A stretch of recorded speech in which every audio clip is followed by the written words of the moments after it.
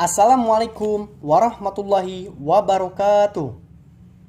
Hai teman-teman, kami dari kelompok 1 ingin mempresentasikan tentang konsep dasar dan perkembangan manajemen modern. Disusun oleh Tri Yuli Kumala, Pira Nopiansah, dan Yusril Mardani. Pengertian dan konsep dasar manajemen. Secara etimologis, pengertian manajemen merupakan seni untuk melaksanakan dan mengatur. Manajemen ini juga dilihat sebagai ilmu yang mengajarkan proses mendapatkan tujuan dalam organisasi, sebagai usaha bersama dengan beberapa orang dalam organisasi tersebut, sehingga ada orang yang merumuskan dan melaksanakan tindakan manajemen yang disebut dengan manajer. Secara umum, pengertian manajemen merupakan suatu seni dalam ilmu dan pengorganisasian, seperti menyusun perencanaan, membangun organisasi dan pengorganisasiannya, pergerakan, serta pengendalian atau pengawasan. Bisa juga diartikan bahwa manajemen merupakan suatu ilmu pengetahuan yang sistematis, agar dapat memahami mengapa dan bagaimana manusia saling bekerja sama agar dapat menghasilkan sesuatu yang bermanfaat bagi orang lain maupun golongan tertentu dan masyarakat luas.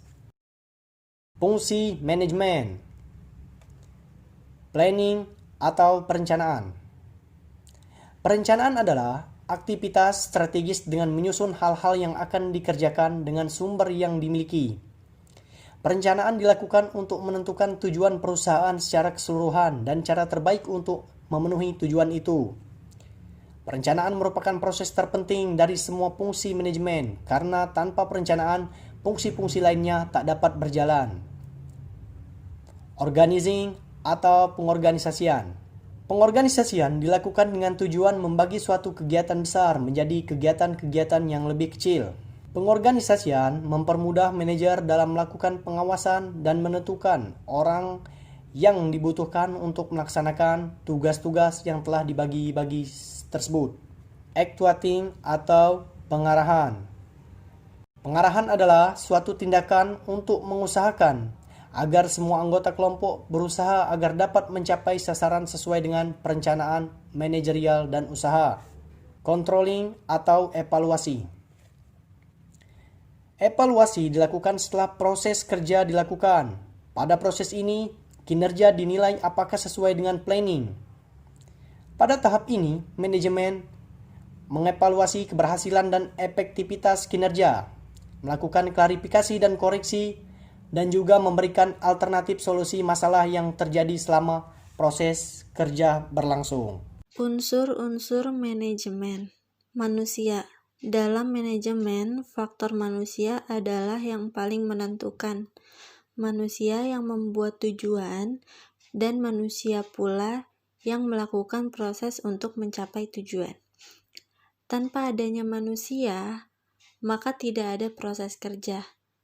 Sebab pada dasarnya manusia adalah makhluk kerja. Uang. Uang merupakan salah satu unsur yang tidak dapat diabaikan. Uang merupakan alat tukar dan alat pengukur nilai.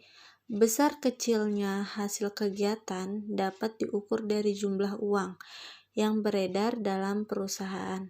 Oleh karena itu, uang merupakan alat yang penting untuk mencapai tujuan, karena segala sesuatu harus diperhitungkan secara rasional. Bahan.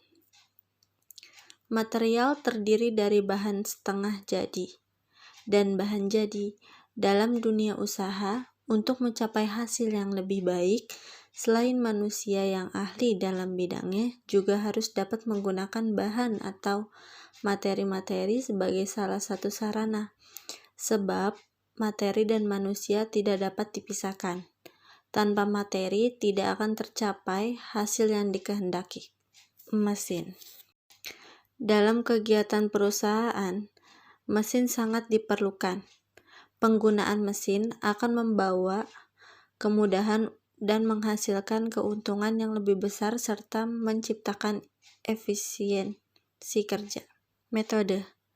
Dalam pelaksanaan kerja, diperlukan metode-metode kerja. Suatu tata cara kerja yang baik akan memperlancar jalannya pekerjaan. Sebuah metode dapat dinyatakan sebagai penetapan secara pelaksanaan kerja dengan memberikan berbagai pertimbangan-pertimbangan dari sasaran, fasilitas-fasilitas yang tersedia, dan penggunaan waktu, serta uang dan kegiatan usaha. Perkembangan teori manajemen modern. Di dalam ilmu manajemen dikenal 3 aliran yang masing-masing berusaha membantu para manajer untuk memahami dan memimpin perusahaannya, serta mengatasi masalah-masalah di dalam perusahaan. 3 aliran tersebut yaitu 1. Aliran klasik. Aliran ini dipelopori oleh Robert Owen pada tahun 1771 sampai 1858 dan Charles Babbage pada tahun 1792 sampai 1871. Robert Owen berpendapat bahwa dengan dipenuhinya kebutuhan dan peningkatan kondisi pekerja seperti perumahan, jam kerja, koperasi dan sebagainya dapat meningkatkan hasil produksi dan laba perusahaan. Unsur pekerja merupakan salah satu unsur terpenting di dalam proses produksi. Charles Babbage berpendapat bahwa penerapan prinsip-prinsip ilmiah dalam proses kerja dapat meningkatkan produktivitas dan dapat menekan biaya menjadi lebih rendah, yaitu dengan dilatihnya suatu keterampilan tertentu dan harus bertanggung jawab terhadap bagian yang dikerjakannya. Selanjutnya, aliran perilaku. Aliran perilaku berkembang sebab aliran klasik dipandang tidak benar-benar membantu pencapaian efisien produksi dan keserasian tempat kerja. Oleh karena itu, dicari upaya untuk membantu manajer mengatasi masalah melalui sisi perilaku karyawan. Yang ketiga yaitu aliran ilmu manajemen. Aliran ini mengembangkan prosedur penelitian operasional dalam menghadapi masalah organisasi. Prosedur yang digunakan dimulai dari analisis masalah sampai dengan usulan kegiatan untuk mengatasi masalah tersebut. Demikian presentasi dari kelompok kami mengenai konsep dasar dan perkembangan manajemen modern. Mohon maaf apabila ada salah kata yang kurang berkenan. Terima kasih. Wassalamualaikum warahmatullahi wabarakatuh.